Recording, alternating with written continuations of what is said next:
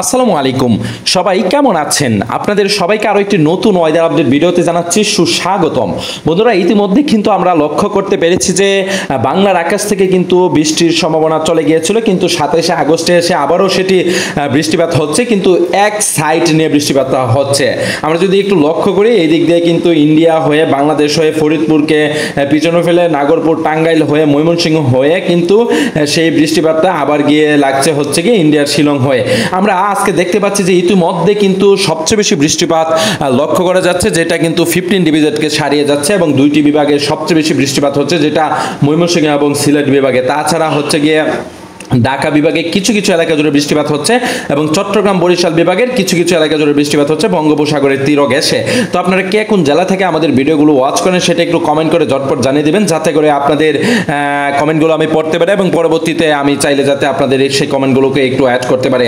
আমরা যদি দেখি যে আজকে সবচেয়ে পরিমাণ বৃষ্টিপাত হচ্ছে তারাকান্দা, শ্যামগঞ্জ, গৌরীপুর, মুক্তাগাছা, পূর্বদলা, ফুলপুর, তাকলি, তারপরে বিশরি, শ্যামগঞ্জ, অচিন্তপুর, গৌরীপুর, ঈশ্বরগঞ্জ এবং চরশঙ্কর, ভৈরাটি, কানুরামপুর, ত্রিশাল, সাকুয়া, বালিয়াপাড়া, নান্দাইল, দেওয়ানগঞ্জ, হরিরামপুর, হুসেনপুর সহ আশেপাশের এলাকাগুলোতে কিন্তু ভালো পরিমাণেরই কিন্তু বৃষ্টিপাত হচ্ছে। তাছাড়া কিন্তু অন্যান্য এলাকাগুলো একেবারে বৃষ্টিপাত নাই বললেই চলে। তো আপনার জেলা থেকে কি বৃষ্টিপাত হচ্ছে কিনা সেটা একটু কমেন্ট করে ঝটপট জানিয়ে দেবেন। তো আগামীকালকে কিন্তু বাংলার আকাশে গরমের পরিমাণটা কম থাকবে, 32 থেকে 33 ডিগ্রি সেলসিয়াস সর্বোচ্চ, এবং এর নিচে থাকবে হচ্ছে 26 থেকে 27 ডিগ্রি সেলসিয়াস, এবং ফুলপুরে সবচেয়ে পরিমাণ বৃষ্টিপাত হবে, যেটা 50 ডিভিজেটকে ছাড়িয়ে যাবে।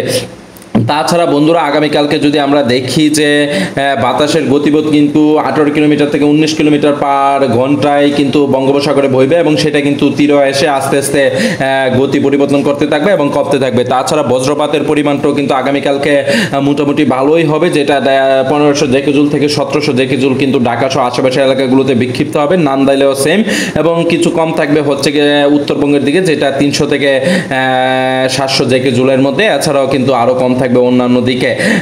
তারপরে যদি আমরা দেখি যে আরেকটা জিনিস, যে ভারী বর্ষণ হওয়ার সম্ভাবনাটা আগামীকালকে কেমন রয়েছে, সেটা কিন্তু 7.9 থেকে 10 মিলিমিটার ঠান্ডা বৃষ্টিপাত বর্ষণ হবে সিলেটে, এবং তাছাড়া বাকি যে আশেপাশের এলাকাগুলো আছে সেগুলো কিন্তু 4 এবং ময়মনসিংহে 6 মিলিমিটার হওয়ার সম্ভাবনা রয়েছে। বন্ধুরা, আপনাদের কাছে আমাদের ভিডিওগুলো কেমন লাগে একটু কমেন্ট করে জানিয়ে দেবেন।